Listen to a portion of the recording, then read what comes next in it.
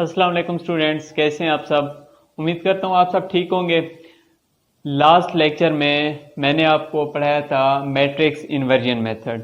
इस लेक्चर में हम देखेंगे क्रैमर रूल को। क्रैमर रूल के ज़रिए हम जो हमें इक्वेशंस गिवन होती हैं उनको हम कैसे सॉल्व करते हैं और वहाँ से एक्स और वाई की वैल्यू कैसे फाइंड करते हैं। तो अगर आपने क्रैमर रूल सही समझना है तो इस वीडियो को एंड तक देखें। मैं आपको यकीन दिलाता हूँ इस वीडियो के एंड पर आपको क्रैमर रूल में कोई भी मुश्किल या परेशानी नहीं आएगी। तो इसके अलावा अगर आपने 10th क्लास की मैथ सीखनी है, अगर आपके कोई दोस्त भाई हैं 10th क्लास की मैथ जिसने सीखनी है, तो मेरे चैनल पर आकर आप इसे 10th क्लास की मैथ आप आसानी से, उसकी प्लेलिस्ट बनी हुई है, वहाँ पे आप जाएं, उसे ओपन करें और वहाँ से आप सारी एक्सरसाइज जितनी भी हैं आप वहाँ से देख सकते हैं, उसके लेक्चर सुन सकते हैं और समझ सकते हैं। तो मेरी इस वीडियो को आप लाजमी एंड तक देखें और लाइक शेयर सब्सक्राइब ज़रूर करें। तो चलते हैं हमारे लेक्चर की तरफ। लेक्चर है हमारा क्रैमर्स रूल। क्रैमर रूल में हम कैसे इक्वेशंस को सॉल्व करते हैं। सबसे पहले तो हमें पता है कि कोई भी जब हमें दो इक्वेशंस गिवन होती हैं उनके ज़रिए हम जो तीन मैट्रिक्स हैं हम तीन मैट्रिक्स बनाते हैं। वो मैंने आपको बताया था हम कैसे बनाते हैं। ए मैट्रिक्स, एक था बी मैट्रिक्स और एक था एक्स मैट्रिक्स, जिसमें हम एक्स में वो वाले वैल्यूज होती हैं जो हमने फाइंड करनी होती हैं, जैसे एक्स है, वाई है, या जितनी भी वैल्यूज होंगी हम इस तरीके से फाइंड करेंगे। तो इसका क्रैमर रूल के हम कैसे करते हैं। क्रैमर रूल में हम ए ऑफ एक्स एक मैट्रिक्स लिखते हैं, एक मैट्रिक्स हम लिखते हैं ए ऑफ वाई। अब ये ए ऑफ एक्स क्या है, ए ऑफ वाई क्या है। ए ऑफ एक्स वो मैट्रिक्स है जिसमें जो फर्स्ट में वैल्यूज पड़ी होंगी। लेट्स सपोज ये मैट्रिक्स है ए बी सी डी, ये है ई और एफ, यहाँ पे वैल्यूज पड़ी हैं। ए ऑफ एक्स में क्या होता है, ए ऑफ एक्स में ये जो फर्स्ट कॉलम है इसे हम रिप्लेस करते हैं बी के साथ। बी का जो फर्स्ट कॉलम है इसके साथ, बी के फर्स्ट कॉलम में क्या पड़े, ई और एफ, यहाँ पे हम लिख देंगे ई और एफ, और इसका सेकंड कॉलम जो है वो एज इट इज रहने देंगे। इस तरीके से हम लिखते हैं ए ऑफ एक्स। अब ए ऑफ वाई हम कैसे लिखते हैं। ए ऑफ वाई में जो फर्स्ट टू वैल्यूज हैं वो हम रहने देते हैं, जैसे ए और सी फर्स्ट कॉलम जो है वो हमने रहने दिया। जो सेकंड कॉलम है बी और डी, इसे हम रिप्लेस कर देंगे बी के साथ, ई और एफ के साथ। ये वाली चीजें हमने जो चेंजिंग करनी है जस्ट यही करनी है। ए ऑफ एक्स में फर्स्ट कॉलम रिप्लेस कर देंगे बी के साथ, ए ऑफ वाई में सेकंड कॉलम रिप्लेस कर देंगे बी के साथ। तो उसके अलावा आपने कुछ नहीं करना। अब ए ऑफ एक्स फाइंड कैसे होगा, A of x sorry x कैसे फाइंड होगा। X is equal to A of x divided by A determinant. बस ये वाली चीज हम करेंगे, हमारे पास ए ऑफ एक्स की वैल्यू आ जाएगी, मतलब एक्स की वैल्यू आ जाएगी, स्मॉल एक्स की।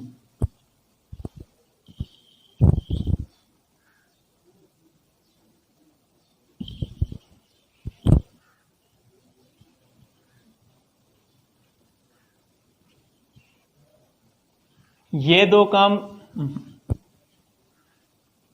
अच्छा ये दो काम करने के अलावा आपने क्या करना है। अब हमने x की वैल्यू फाइंड करनी है। x की वैल्यू कैसे फाइंड होगी, small x is equal to ये जो हमने मैट्रिक्स बनाया है a ऑफ x, इसका हम डिटर्मिनेंट लेंगे divided by a determinant, divided by a determinant. बस जब हम इसका डिटर्मिनेंट लेके a के डिटर्मिनेंट के साथ डिवाइड करेंगे हमारे पास x की वैल्यू आ जाएगी। सिमिलरली y की वैल्यू जब हम फाइंड करेंगे ये हो जाएगा y is equal to a of y, a of y का determinant divided by a determinant, a ये आ गया a का डिटर्मिनेंट। यहां से हमें x की वैल्यू मिल जाएगी, यहां से हमें y की वैल्यू मिल जाएगी। तो अभी मैं इसका एक क्वेश्चन करता हूं जिससे आप इंशाल्लाह अच्छे तरीके से ये समझ लेंगे।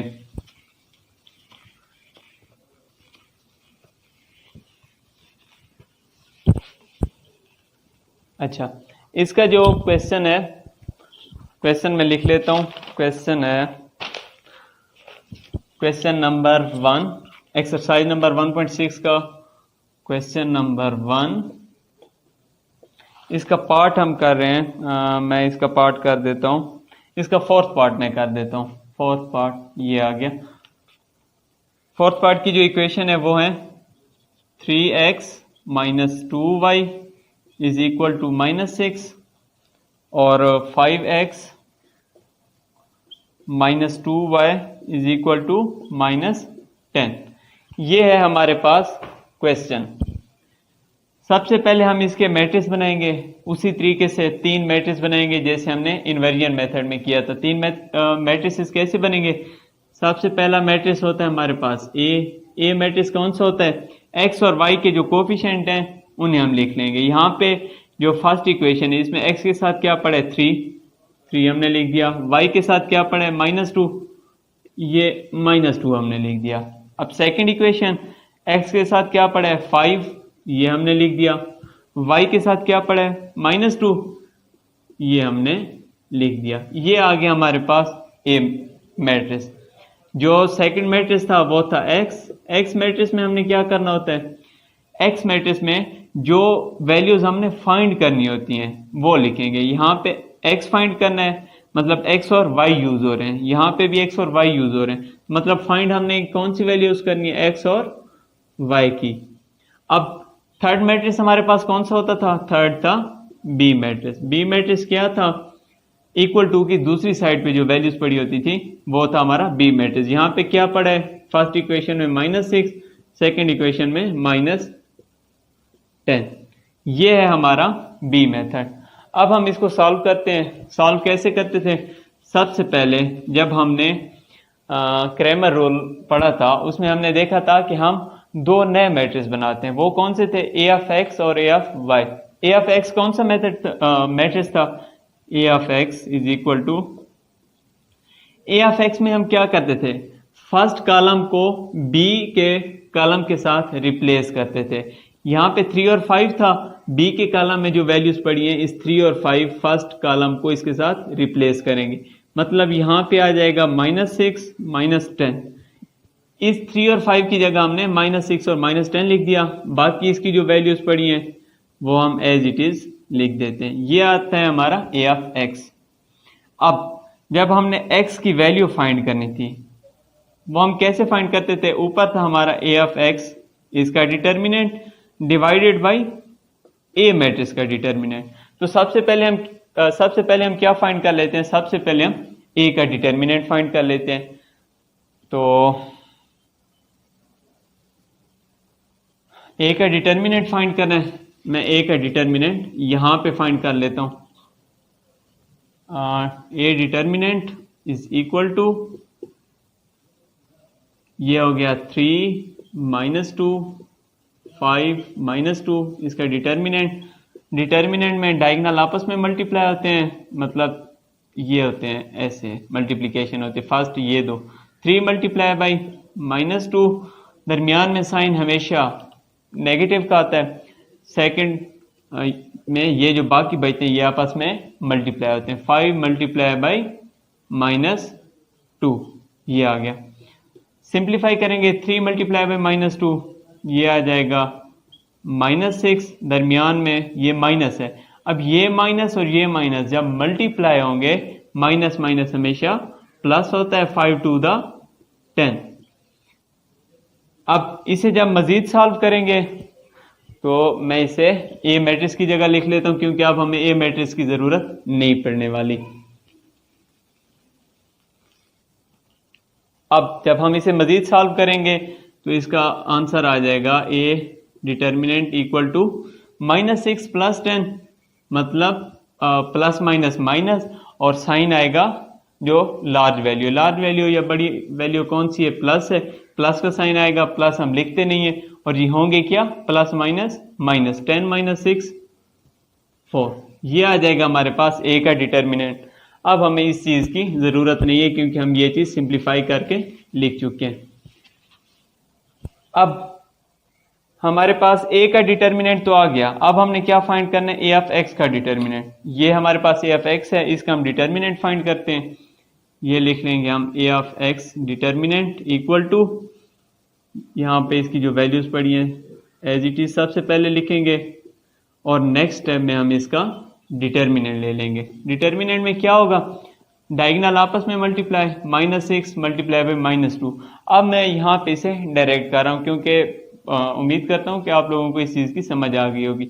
-6 multiply by -2, minus minus plus, 6 to the 12, दरमियान में हमेशा माइनस का साइन आता है। ये माइनस का साइन ये जो है ये फार्मूले में माइनस का साइन है, ये मैं फार्मूले वाला नेगेटिव लगा रहा हूँ। अब डायगोनल को आपस में मल्टीप्लाई किया, 12 आंसर आ गया। अब इन दो को आपस में मल्टीप्लाई करेंगे, माइनस माइनस कैंसिल हो जाएंगे यानी प्लस हो जाएगा।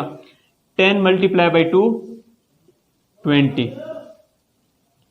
अब इसको जब हम मजीद सिंप्लीफाई करेंगे, 12 माइनस 20 प्लस माइनस माइनस करेंगे, साइन आएगा बड़ी वैल्यू का। बड़ी वैल्यू कौन सी है, 20, इसका साइन क्या है माइनस, 12 माइनस 20 8। ये आ गई हमारे पास ए ऑफ एक्स के डिटर्मिनेंट की value, A of X determinant की वैल्यू, और ये थी हमारे पास ए डिटर्मिनेंट की वैल्यू। अब हम एक्स की वैल्यू फाइंड कर सकते हैं। अब हम यहां पे इसकी वैल्यू रिप्लेस करेंगे। ऊपर था ए ऑफ एक्स का डिटर्मिनेंट, ए ऑफ एक्स के डिटर्मिनेंट की वैल्यू है -8, नीचे है ए डिटर्मिनेंट। ए डिटर्मिनेंट की क्या वैल्यू थी, 4, -8 डिवाइडेड बाई 4, 4 1 द 4, 4 2 द 8। तो x की वैल्यू हमारे पास फाइंड हो गई, ये है x इज इक्वल टू -2। इसी तरीके से अब हम y की वैल्यू फाइंड करेंगे। y की वैल्यू में क्या था, y की वैल्यू में यही फार्मूला लगना है। y की वैल्यू में हमें यूज होने हैं x की जो हमने वैल्यू फाइंड की थी वो मैं यहां पे लिख रहा हूं, x इज इक्वल टू -2। ये आ गई हमारे पास x की वैल्यू। अब हमने फाइंड करनी है y की वैल्यू। y की वैल्यू में हमें जरूरत पड़नी है a ऑफ y की। तो a ऑफ y क्या था, a ऑफ y में ये था कि ये जो फर्स्ट कॉलम था ये हमने एज इट इज लिखना था, जो सेकंड था उसे b के साथ चेंज करना था। तो मैं a ऑफ y के लिए जो कॉलम बन रहा है, जो मैट्रिक्स बन रहा है वो लिखता हूं, a ऑफ y। इसमें जो फर्स्ट कॉलम था वो हमने एज इट इज लिखना था। पार्ट 4 था, क्योंकि मैं रेज कर चुका हूं तो अभी मैं यहां से देख के लिख लेता हूं। इसके फर्स्ट में था 3 और 5। तो हमने जो फर्स्ट कॉलम था वो हमने एज इट इज लिख दिया। जो सेकंड कॉलम है उसे हम b के साथ रिप्लेस करेंगे। सेकंड कॉलम में a में हमारे पास था -2 और -2, और b में हमारे पास वैल्यू है -6 और -10, मतलब b हमारा था -6 और -10। अब हम इस -6 और -10 को यहाँ पे इसके जो सेकंड कॉलम था उसके साथ रिप्लेस करेंगे। सेकंड कॉलम में था -2 और -2, उसके साथ हमने इस कॉलम को रिप्लेस किया तो ये आ जाएगा -6 और -10।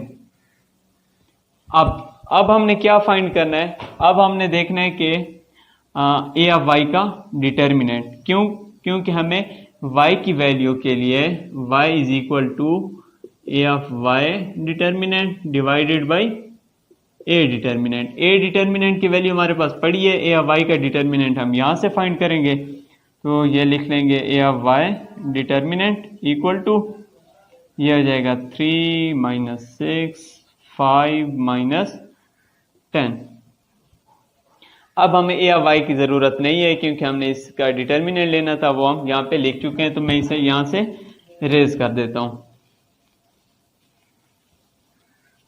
अब इसका डिटर्मिनेंट लेंगे। डिटर्मिनेंट में क्या होता है, इसका डिटर्मिनेंट में यहां पे लिख रहा हूं। डिटर्मिनेंट में क्या होता है, डायगोनल आपस में मल्टीप्लाई होते हैं, यानी 3 और -10 मल्टीप्लाई होंगे। 3 मल्टीप्लाई बाई -10, ये प्लस का है ये माइनस का है, plus minus 3 multiply by 10, 3 10 the 30, दरमियान में फार्मूले वाला माइनस। अब आगे ये है -6, ये +5, मतलब ये माइनस का है ये प्लस का है, तो साइन आएगा माइनस का। 6 मल्टीप्लाई बाई 5 30, ये आ गया हमारे पास। अब इस चीज़ की हमें ज़रूरत नहीं है क्योंकि हम इसे सिंप्लीफाई करके यहाँ पे लिख चुके हैं। अब ये है -30, ये हो गया माइनस माइनस प्लस और ये आ गया 30। -30 + 30 कैंसल हो जाएंगे, एक प्लस का है एक माइनस का है, वैल्यूज इक्वल हैं तो ये इसका आंसर आ जाएगा 0। अब y की वैल्यू y में जाकर जो इसके a ऑफ y के जो वैल्यू थी, a ऑफ y के डिटर्मिनेंट की वैल्यू, उसे हम रिप्लेस करते हैं और जो a की वैल्यू थी उसे हम रिप्लेस करते हैं। a ऑफ y की क्या वैल्यू है, a ऑफ y के डिटर्मिनेंट की वैल्यू हमारे पास ये हमने फाइंड की, ये है 0 डिवाइडेड बाई a का डिटर्मिनेंट हमने फाइंड किया था, उसकी वैल्यू थी 4। 0/4, 0 के साथ कोई भी चीज डिवाइड करें उसका आंसर आता है 0। ये आ गई हमारे पास y की वैल्यू 0 और x की वैल्यू थी हमारे पास, x था हमारे पास -2, y है हमारे पास 0। ये आ गया हमारे पास इसका जो आंसर है। इसी तरीके से बाकी क्वेश्चन नंबर 1 के जितने भी पार्ट्स हैं आप खुद कर लेंगे, बहुत इजी तरीका है, इसके जरिए आप सारे पार्ट्स कर लेंगे। और इसके जो बाकी क्वेश्चन नंबर 2, 3, 4, 5, 6 हैं वो करने की ज़रूरत नहीं है क्योंकि वो इतने इंपॉर्टेंट नहीं है। जो भी क्वेश्चन आता है वो इस एक्सरसाइज के क्वेश्चन नंबर 1 के जितने भी पार्ट्स हैं उन्हीं में से आएगा। क्वेश्चन नंबर 1 के मेरे ख्याल में टोटल कोई 6 या 7 पार्ट्स हैं, 6 है मेरे ख्याल में, तो उन्हीं 6 पार्ट्स में से ये क्वेश्चन आएगा, तो आप वो इजीली कर सकते हैं।